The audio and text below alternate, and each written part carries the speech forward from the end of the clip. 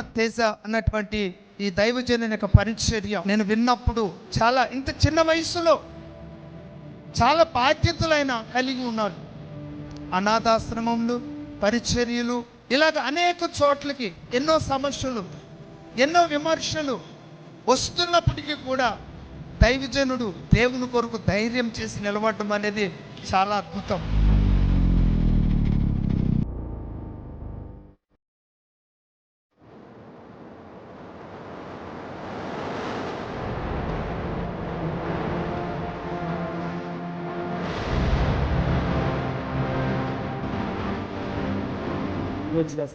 అక్కడికి వేసుకున్నాను.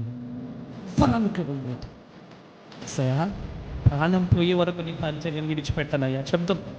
అరే వస్తున్న విమర్శలను బట్టి, నిందలను బట్టి, కష్టాలను బట్టి, కన్నీలను బట్టి విడిచిపెట్టద్దు.